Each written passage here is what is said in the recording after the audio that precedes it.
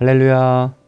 오늘도 매일의 묵상으로 하나님 앞에 서시는 우리 모든 할렐루야 교회 성도님들께 하나님의 크신 은혜가 가득하시길 축복합니다.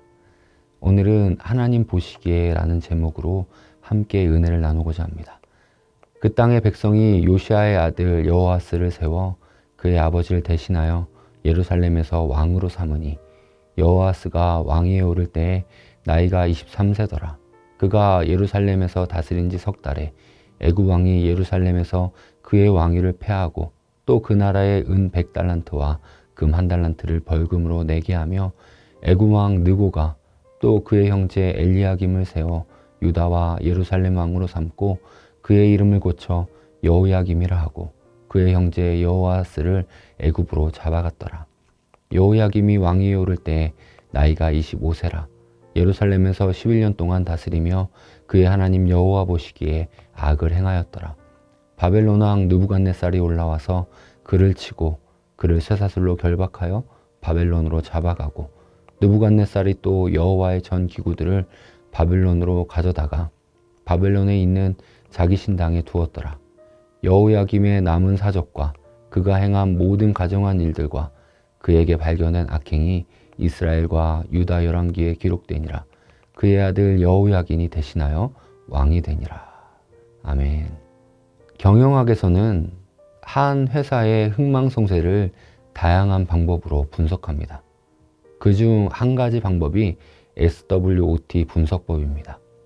그 회사의 강점이 무엇인지, 약점은 무엇인지, 그 회사에 있었던 위기들이 어떤 것이었고 그 위기를 어떤 방법으로 헤쳐나왔는지, 또 그 회사에 있던 기회들은 무엇이 있는지, 또 그 기회들을 어떻게 잡았고 어떻게 활용했는지를 단순화시켜서 한눈에 그 회사의 흥망성쇠, 그 회사의 지금의 형편을 볼 수 있도록 해주는 분석법입니다. 이러한 분석법은 기업의 경우지만 성경은 더 큰 범위, 즉 한 국가의 흥망성쇠를 우리에게 말씀을 통해 한눈에 보여줍니다. 그리고 그 나라가 왜 흥할 수 있고 왜 쇠할 수밖에 없었는지를 잘 보여주고 있죠.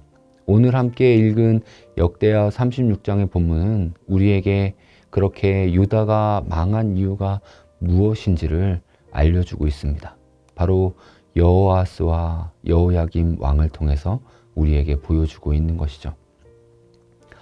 요시아 왕이 죽자 백성들은 서둘러서 요시아 왕의 넷째 아들 여호아스를 왕으로 삼았습니다. 요시아의 첫째 아들인 요하나는 일찍 죽었기 때문에 당연히 왕위를 이을 순서는 둘째 아들 엘리야김이었음에도 어찌된 일인지 백성들은 넷째 아들인 여호아스를 선택했습니다. 그러나 여호아스의 통치 기간은 겨우 3개월에 불과했습니다. 갈그미스로 올라갔던 애굽 왕 느고가 내려오면서 왕을 교체했기 때문이죠.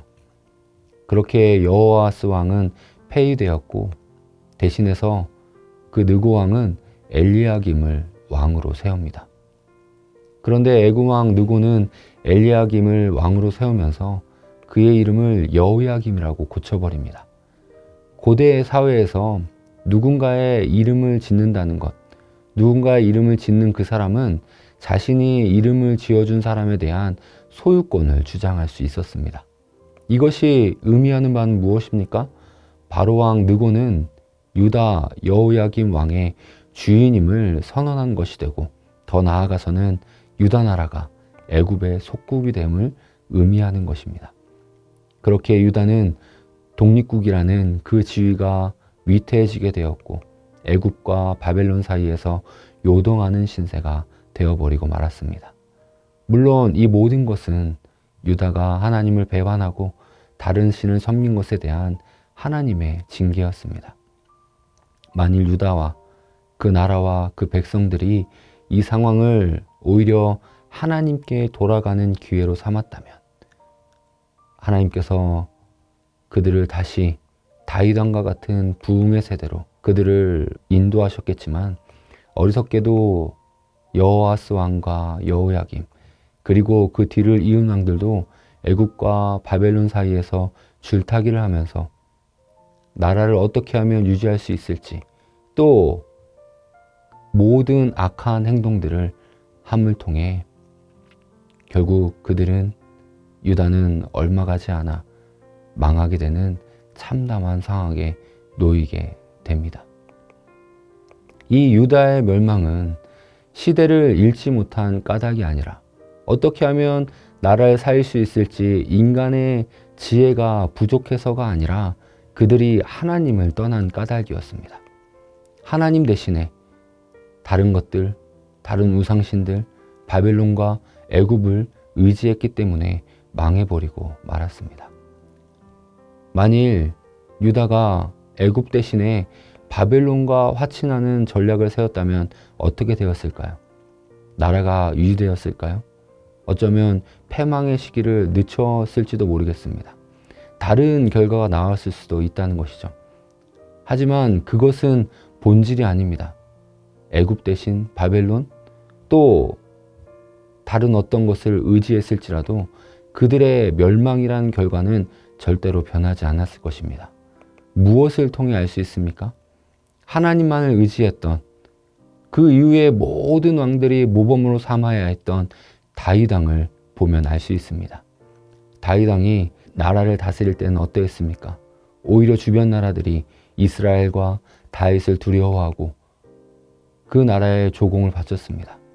이를 통해 볼 때 전쟁은, 나라의 흥망성쇠는 하나님께 속한 것이지 말이나 무기, 병력, 어떤 전략, 어떤 국력 등에 좌우되는 것이 아님을 알 수 있습니다.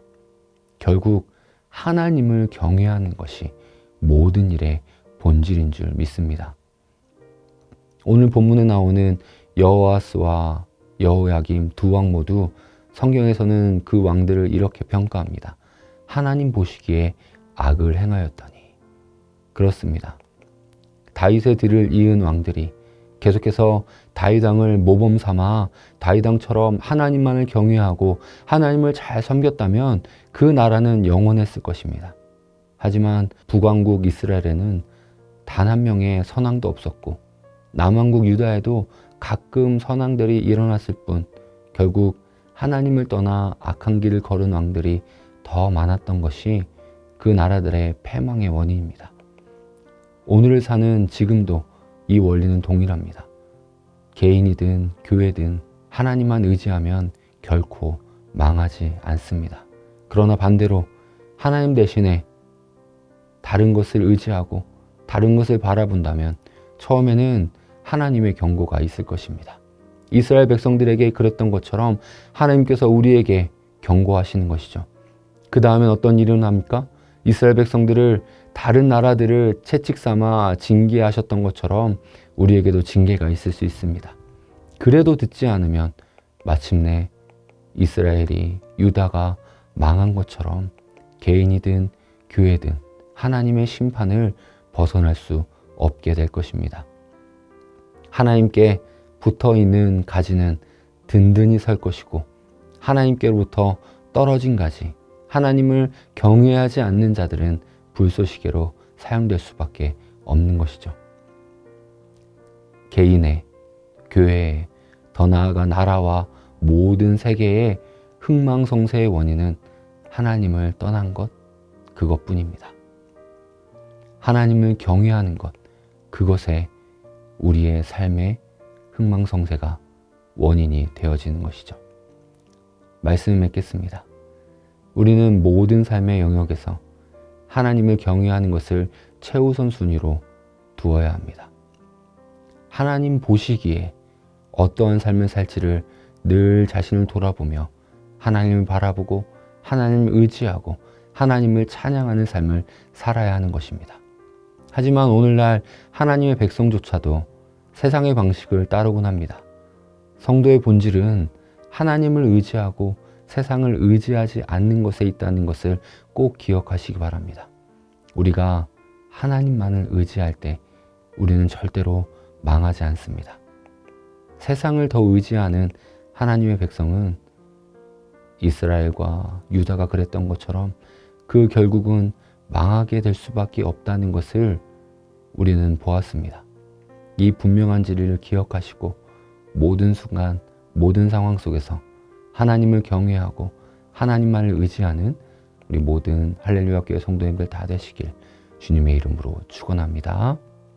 제가 잠시 기도하겠습니다. 사랑과 은혜가 풍성하신 하나님 아버지, 하나님 보시기에 선을 행하는 삶 살게 하시고 온전히 주님만 의지하며 하나님 보시기에 하나님 뜻에 합당한 삶을 살아가게 하여 주시옵소서. 그렇게 오늘도 우리를 인도하실 하나님께 감사드리며 살아계신 예수님의 이름으로 기도합니다. 아멘.